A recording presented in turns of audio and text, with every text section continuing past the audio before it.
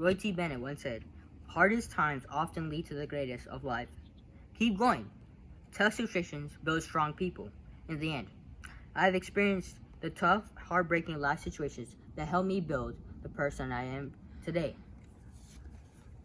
I've overcome many difficult situations in my life to become the man I am today. Today, I had the opportunity to introduce myself. Hi, I'm Mirav Nagda. I like to talk about my early childhood. I like to go into further about me moving to from Kenya to the United States and my harsh reality of teenage life. So let me begin with my upbringing from my childhood. It was harsh and rough. At the time, I was 6, and we were going through a patch of period that my dad and mom were at the time struggling a little bit with money and finances. My dad got the opportunity to go to the United States. He got a green card. Our whole family did. But my mom and dad decided that it's best if he went to the United States to just settle in, get a lifestyle for us, just get some income. And I thought my mom didn't explain to me what was happening at the time. I was just too young. I thought my dad was going and abandoning us. I saw my mom, and she was just crying. I was like, "What's happening?" And she told me, "Dad's leaving." And she just kept crying. And I was looking, "Wait, what do you mean? What do you mean?" And I just sit there, just in utter shock, like crying, not knowing what's happening. And during that time, my mom worked 16-hour shifts just to provide for my family. Just to provide for my brothers, me, just anything we wanted. To get like the toys, the food, whatever we wanted. She just never said no. She just put even more hours to do this. And that just stuck to my heart. Like, you don't understand how much that hurt me just to see my mom providing and me doing nothing. Like, I saw her working so much and not having any breaks. She just constantly worked 7 days a week, non-stop, just to make enough money, just barely enough to provide for us. And that just stuck to me throughout my whole childhood. It just stuck to me.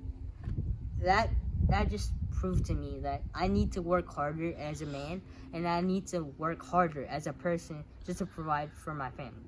I want to enjoy my life and take my mom on trips and vacations and let her enjoy retirement.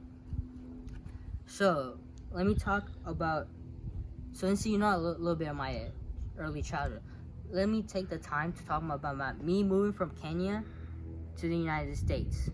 So when my dad finally came back after a year and a half in the United States, he came back out of nowhere and surprised me, my mom, and I. And it was very exciting. The few moments we got to spend with him were priceless. He told us that we're moving to the United States. I was shocked. United States? What? It's awesome. But I was scared at the same time. I was like, wait, we don't have that much family there. We have like only our aunt. I'm leaving my friends, family, everyone behind. But we took the opportunity and we're not looking back. So we moved into early 2009 into the United States. Life was weird. We moved into our aunt's house for about 6 months. They moved again since my dad got a new job and a better situation. So we moved to Dallas, and it was weird. Dallas, big city, everyone knows it. Life is a little weird. The only thing I had at the time was just a connection with my brothers. We developed that over time, and it just strived to better depend on each other. Even though my brothers at most of the time are really annoying, there's few moments that are really nice and special and kind to me. And I cherish these moments because you can't have that much. Since I talked about me moving to a new place, let me talk about my teenage life. Most people will be looking at this and be wondering, why teenage life? It sucked. And yeah, let me talk about why it sucked. During my freshman year, halfway through, we had to move again since my dad got another job. And moving is a common thing for me. It happens a lot. It was weird for me. Moving to a new high school, middle of freshman year, what? It's crazy. You never know what could happen. For me, it was struggling because like I really didn't have any friends at the time, and I moved at the worst time, like near Christmas break. So during that week, the only thing I had was social media. That was the only thing I had. My old friends were gone. My new friends I didn't make at the time. So it was just chaos, and just life was sucked at that time.